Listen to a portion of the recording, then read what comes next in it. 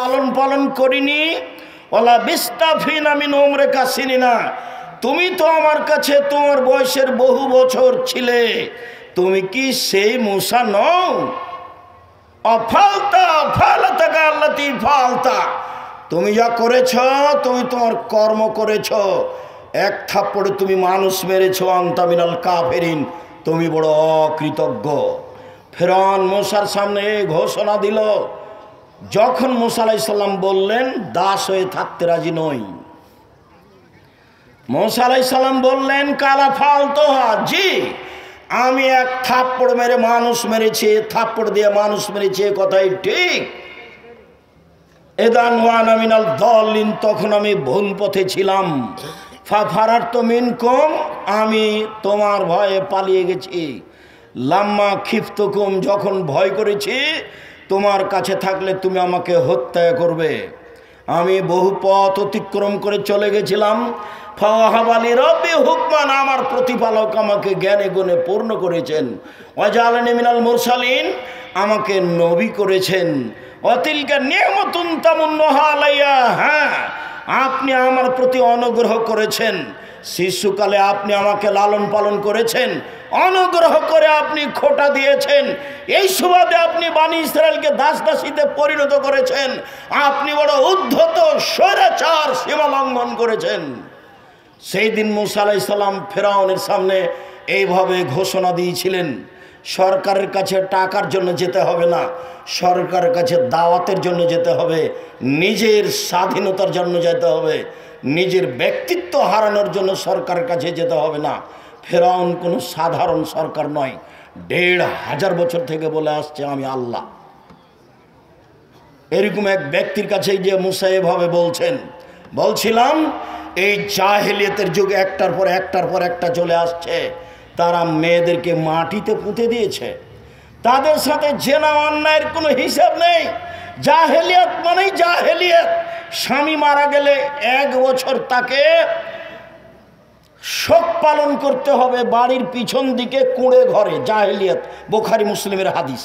স্বামী মারা গেলে, হিন্দুরা তো স্বামী মারা গেলে বাস বিবাহ হবে না, বিধবা বিবাহ বাতিল। বঙ্কিমচন্দ্র চেষ্টা করে, রাজা রামমোহন রায় চেষ্টা করে, খুব একটা সফল হতে পারেনি, আজও হয় না। হাজারো মেয়ে কম বয়সে মারা গেছে, বাপের বাড়িতে আছে, ভিক্ষা করে খাচ্ছে। তারা এটা গ্রহণ করেনি, তারা শিক্ষিত মানুষ নয়, তারা মেয়েদের দাম দিতে হবে কিভাবে জানা নাই, জানেনি তারা। জাহেলিয়াতের যুগে স্বামী মারা গেলে 1 বছর বাড়ির পিছন দিকে থাকতে হবে একটা কুঁড়ে ঘরে। তাদেরকে খাবার দেওয়া হতো ওই প্লেটে, যে প্লেটে চুলা থেকে ছাই উঠানো হয়, ওদেরকে খাবার দেওয়া হতো পানির একজন একটা টিনের প্লেট ময়লাযুক্ত। 20 কুষ্ঠ হলে মানুষকে যেভাবে প্লেট বাসন দিয়ে থাকে সেইভাবে বিধবা নারীকে দেওয়া হতো। 1 বছর পরে তাদের বৈধ হওয়ার জন্য, স্বামী মারা গেছে শোক পালন থেকে পবিত্র হওয়ার জন্য অনেক সমস্যা ছিল। সেই সমস্যাগুলো বুখারীতে উল্লেখ হয়েছে। আপনাকে আমি মুখামুখি বলতে লজ্জা পাচ্ছি, তাই ছেড়ে দিলাম। জাহেলিয়াতের যুগে মেয়েদের দাম দেওয়া হয়নি। মহান আল্লাহ বলেন অকারনা ফি বুয়ুতিকুন্না ওয়ালা তাবাররাজনা তাবারুজাল জাহিলিয়াতুল উলা, হে মুসলিম মহিলা তোমরা বাড়িতে থাকো। বর্ণতার যুগে, বর্বরতার যুগে, অসভ্যতার যুগে নারীরা যেভাবে যৌবনকে বিক্রি করে, বর্বরতার পরিচয় দিয়ে রাস্তাঘাটে ঘুরতো, সেভাবে ঘুরো না, তোমাদের মান সম্মান আছে। জাহেলিয়াতকে লক্ষ্য করে আল্লাহ বলছেন ওয়াইদা বুশরা আহাদুম বিল উনসা দাল্লা ওয়াজহুহু মুসওয়াদ্দান ওয়া হুয়া কাযীম। জাহেলিয়াতের যুগে যদি কোনো মেয়ে জন্ম নিত তাহলে বাপের মুখ কালো হয়ে যেত, সে বাড়িতে লুকিয়ে থাকতো, দোকানপাটে বাজারে যেত না, মানুষে লজ্জা দিবে সেই জন্য। একটা মেয়ে হওয়াতেই সে চিন্তা করতো আইমসুকাহালাহুনিন, আমি দুঃসহফের তোরাব, অপমান অবস্থায় মেয়ে বাড়িতে রেখে দিব না মাটিতে পুঁতে দিব। যদি রেখে দিই অপমান সুনিশ্চিত, আর যদি পুঁতে দিই বালাই চলে গেল। তাই তারা নিজে হাতে মেয়েকে মাটিতে পুঁতে দিত। কায়েস ইবনে সাবেত নিজে বলছেন ওয়াদ সামানিয়া বানাতিন লি, আমি আমার 8টা মেয়েকে নিজে হাতে মাটিতে পুঁতে দিয়েছি। আল্লাহ রাসূলের সামনে এসে বিবরণ দিচ্ছেন, এর নাম জাহেলিয়াত। সুন্দর করে গর্ত খুঁড়েছে, গর্ত খুঁড়ে সুন্দর করে মেয়েকে সাজিয়ে নিয়ে গেছে। সাজিয়ে নিয়ে যাওয়ার পরে মেয়েকে বলছে, আম্মু দেখো তো নিচে কি। তখন মেয়ে তো বাপের সাথে আছে, যেমন নিচে দেখতে গেছে তেমন মেয়েকে ধাক্কা দিয়ে গর্তে ফেলে দিয়েছে। আব্দুর রাজ্জাক সাহেব, এটা হয় কি করে? আজও আপনার হবে, এটাই সহজ আপনার জন্য। কি বলেন আপনি? আমরা আজকে মেয়েকে এভাবে মাটিতে পুঁতে দিতে পারবো? হ্যাঁ, অবশ্যই পারবেন। বলি আপনাকে, আপনি আপনার মেয়েকে ঢাকা বিশ্ববিদ্যালয়ে পড়াচ্ছেন, টাকা পয়সা খরচ করছেন, বারবার জিজ্ঞাসা করছেন আম্মু কেমন আছো, টাকা লাগলে বলিও, তোমার ভাইয়ার কাছে নিও। এভাবে বলতে বলতে হঠাৎ একদিন শুনছে যে আপনার মেয়ে অমুক মদখোরের সাথে চলে গেছে। তখন আপনি বলছেন যে তোকে ত্যায্য পুত্র করলাম, তোকে জবে করব, তোকে যদি পাই তো টুকরা টুকরা করে করতল নদীতে ভাসিয়ে দিব। তো এখনই তো একটু আগে চুমা দিচ্ছিলেন আপনি আর টাকা পাঠাচ্ছিলেন, এখন মেয়ে তো একটাই, যদি 2টা হয় তাহলে আপনার তো মন দুর্বল হয়ে গেছে। দাদি বলছে, নানি বলছে কি করবি রে তুই, একটা ডিপি স্কুল না একটা গাভী নে। তো 3টে যখন মেয়ে হয়েছে তখন দাদি নানি বলছে বউ তালাক দে, এ বউ চলবে না। এইটাই কি জাহেলিয়াত নয়? এটাই জাহেলিয়াত। একটু 19-20 সালে আপনি মেয়েকে ত্যায্য পুত্র করে তাকে জবে করে করতল নদীতে ভাসিয়ে দিতে চাচ্ছেন। এটাই ছিল তাদের কাছে সমস্যা। মেয়েরা নিজেরা সম্মান নিতে পারেনি। বেগম রোকেয়া যেভাবে মেয়েদের অপমান করেছে, তাই তো রংপুর জেলার মহিলা আবারও বই লিখলেন, কেন হব অবরোধবাসিনী। ঠিক সেভাবে মহিলারা নিজে নিজে জাতির কাছ থেকে সম্মান হারিয়ে মাটিতে মিশিয়ে গিয়ে ইহুদি খ্রিস্টানদের নীতিতে পরিণত, ইহুদি খ্রিস্টানদের অপমান গ্রহণ করতে চায়। স্কিন পায়জামা পরে জাতিকে অঙ্গ প্রত্যঙ্গ দেখিয়ে শিক্ষা প্রমাণ করতে চায়। যেটা বন্যতা, যেটা বর্বরতা, যেটা অসভ্যতা, যেটা কুকুর শ্রীগালের চরিত্র, সেটাই পছন্দ করে আপনার কারণে। আপনি বাপ হওয়াটাই অভিশাপ। আপনার মতো বাপকে আমি কোনোদিন বাপ বলে স্বীকৃতি দিইনি। আমি বলেছি আপনি চাচা, বলেছি আপনি সৎ বাপ। আমি এ কথা খুব ভালোভাবে জানি যে আপনি সত্যই বাপ, এটা আমি খুব ভালোভাবে জানি। আপনি সত্যই বাপ, কিন্তু আপনার স্বভাবের কারণে, আপনার দুশ্চরিত্রের কারণে, আপনার শিক্ষার অভাবের কারণে, আপনার বোকামির কারণে আপনি আপনার মেয়েকে এইভাবে ধ্বংস করেছেন। তাই তো রাসূল সাল্লাল্লাহু আলাইহি ওয়াসাল্লাম বলেছেন 3 শ্রেণীর মানুষ কখনো জান্নাতে যাবে না। এক, আর রাজলাতু মিনান নিসায়ে, পুরুষের বেশধারী নারী, যারা পুরুষের জুতা স্যান্ডেল পরে, যারা পুরুষের শার্ট প্যান্ট পরে, যারা পুরুষের পোশাক পরে, তারা জান্নাতে যাবে না। ও দায়ুস, আর আপনি যাবেন না। আপনি যে ওই মেয়ের বাপ, যে মেয়ে পোশাক পরে সে মেয়ের পিতা আপনি, যার কারণে আপনি যাবেন না।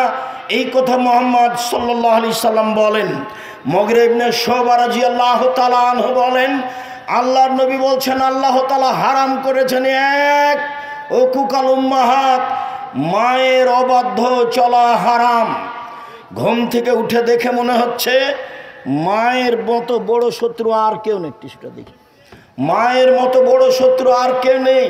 মাটির ওপরে সবচেয়ে খারাপ মানুষ হলো মা, এটাই মনে হচ্ছে।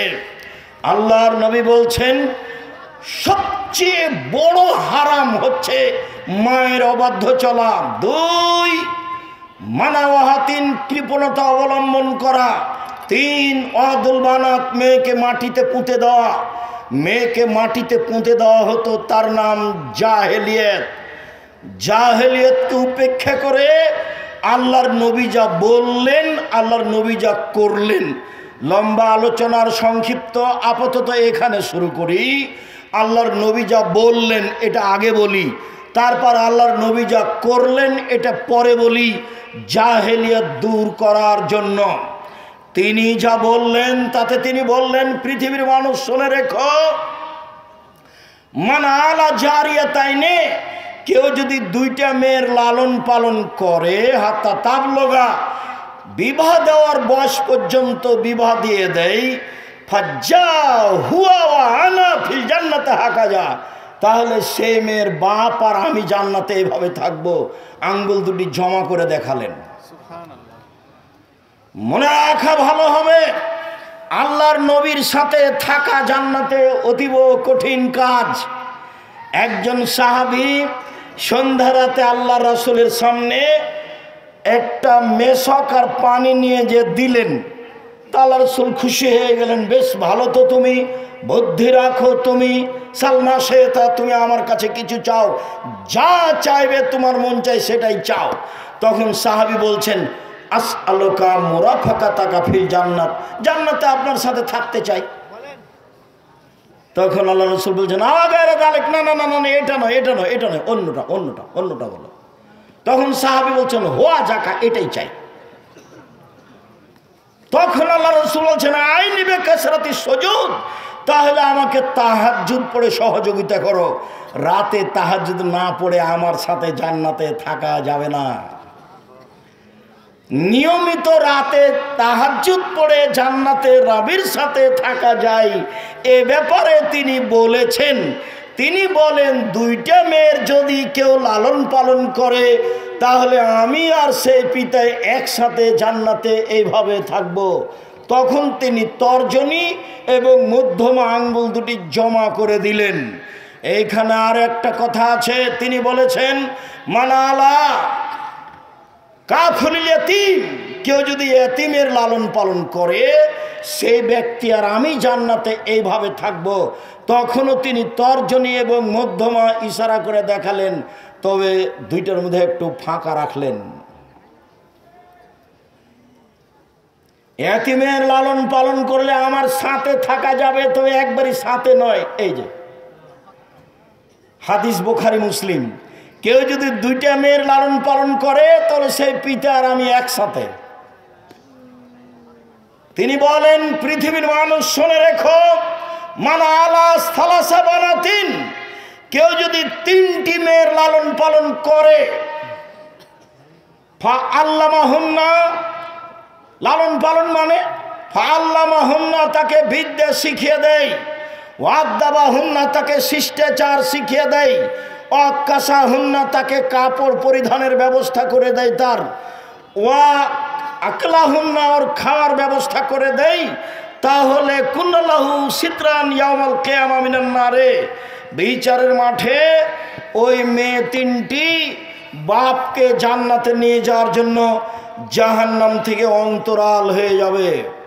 ওই দিকে থাকবে জাহান্নাম, এই দিকে থাকবে পিতার, মধ্যে থাকবে তিনটা মেয়ে। মেয়ে তিনটি আল্লাহকে বলবে, আমার পিতাকে আগে জান্নাতে দেন, তারপরে কোনো কথা।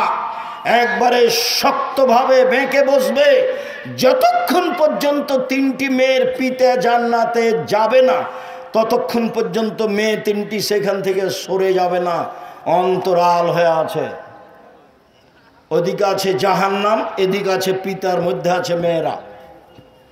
10টা ছেলে লালন পালন করলে 1 পয়সা লাভ হবে, এই কথা মুহাম্মদ সাল্লাল্লাহু আলাইহি ওয়াসাল্লাম বলেননি।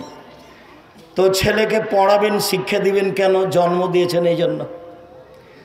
যদি শিক্ষা না দেন, এখন যা পাপ করবে সব আপনার, যা পাপ করবে সব আপনার। ছেলে বলছে যে আমার বয়স 30-35 বছর, তবু আমার বাপ বিবাহ দেয় না। তখন আমি নিরুপায় হয়ে জেনার সাথে থাকি,